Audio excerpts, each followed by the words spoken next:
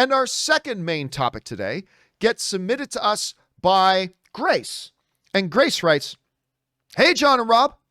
At a recent Investors Day call, Bob Chapek said that they are lucky to have Kathleen Kennedy, and she will continue to direct Lucasfilm for many years to come. Sorry, bud. Looks like you were wrong about her leaving in the next year or so. This is great news. Thoughts?" All right. So, yeah, first of all, let me point out that I never said she was leaving now. What I said is I predict that I think after another year and a half, you're going to see her leave. I still believe that. I don't have any insider information. Like, it's not like some other sites that say, I have a source inside Disney that tells me they've already fired Kathleen Kennedy. That clearly is not true. That's clearly not true. However, I have said that I believe that she will walk away and go back to the things that she's probably, really, really strong at, where she gets a lot more praise for. And I think she's going to set Disney and Lucasfilm up. And let's face it, Rob, with the announcements that came at that last Disney investors call with all these Star Wars shows, The Acolyte, Obi-Wan, things like that, they've got Star Wars right now.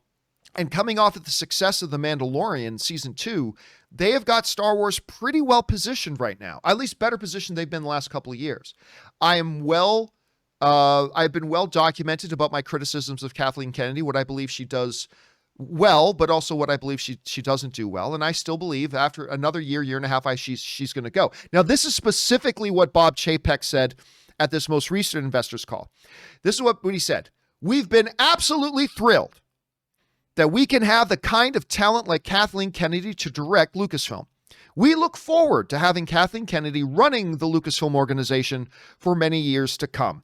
Now, of course, what Bob Chapek is saying is, guess what?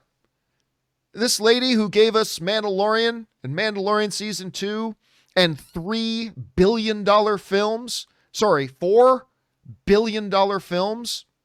we're thrilled to have her. Well, of course, at an investors meeting, when you're talking about somebody who's delivered you $4 billion films and, set up, the Star Wars stuff on Disney Plus and all that kind of stuff, of course you're going to say that.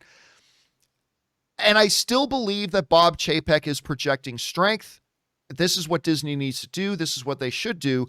I still believe a year and a half from now, Rob, I believe Kathleen Kennedy will go. I still believe that. I know you don't, but I really do believe a year and a half from now, I believe she's going to walk and set up her own shingle, and she's going to produce great movies. I think she's one of the greatest producers in the history of Hollywood. I just don't think she's been that great of a studio head.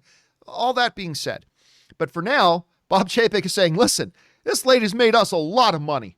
She has made us a lot of money, and we're very happy, and we would like to see her stick around for years to come. That doesn't automatically mean anything, of course. Of course, just a few weeks ago, Rob, I heard an NFL owner saying, this guy's our quarterback. 24 hours later, that quarterback was gone. I mean, it happened right here in Los Angeles. Then the quarterback was gone. So we'll see, but I think the one thing it does tell us, Rob, was that those reports, remember about a year ago, whatever those reports, we've got inside sources to say she's already been fired. Now we know that was complete bupkis. But at any rate, Rob, you hear this news. Number one, what do you think about Bob Chapek's comments? Do they make sense to you? And what do you think the midterm, we know short term she will be there. Who knows about long term, but what do you think the midterm future is for Kathleen Kennedy over there at Lucasfilm? Well, like you said, it was a shareholder call, and Disney stock has gone higher than pre-pandemic levels. Yep. So part of that is because even if you average out all 5 of the Star Wars movies, you're looking at $5.5 billion in revenue.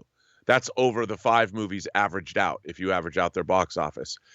And that means each film on the average made a little bit over $1 billion, which is an epic win for shareholders. Shareholders don't care about fans. They don't care about anything other than money.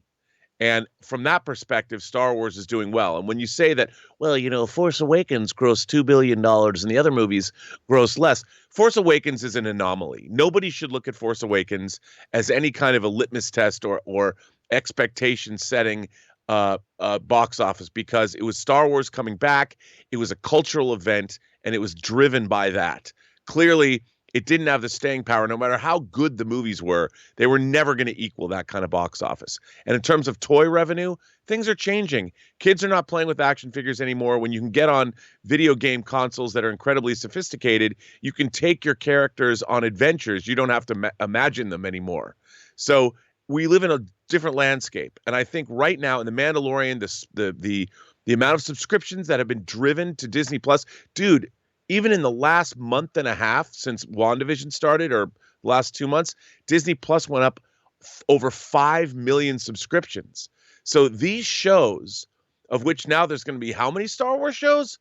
With the kind of subscriptions they're driving, my God, Disney thinks they're going to be at 200 million subscribers by 2024. I'll bet that happens in 2022.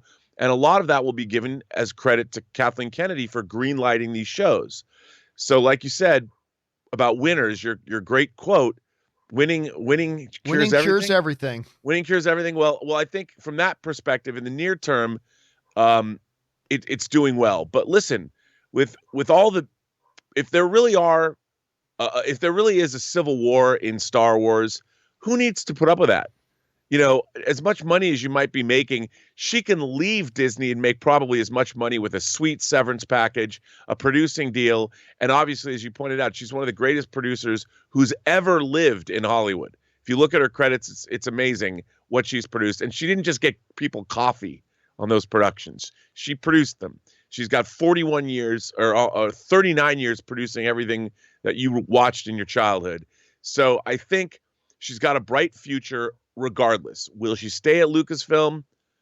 I would say at some point, why put up with the abuse when you can get the money and you can get your own producing deal and go back to doing what you do best, which is producing movies. Yeah, not running a studio. Steven Spielberg, in my opinion, the greatest filmmaker of all time, referred to her as the greatest producer in the history of Hollywood. And listen, to your point, which is really well made, let's look at Amy Pascal for a second. Amy Pascal, she was, heading Sony Studios. She departed it, got a nice severance package, set up her own signal, and she's probably making double the money right now than she was when she was running Sony. I mean, so I think you could probably see the same sort of pattern there for Kathleen Kennedy moving forward. I mean, I don't know, guys, what do you think? I mean, I personally think, I still think a year and a half from now, I think Kathy Kennedy's going to walk, but Bob Chapek says they want her there for the long term. What do you guys think about that? Jump on down to the comment section below and let us know your thoughts. All right, guys.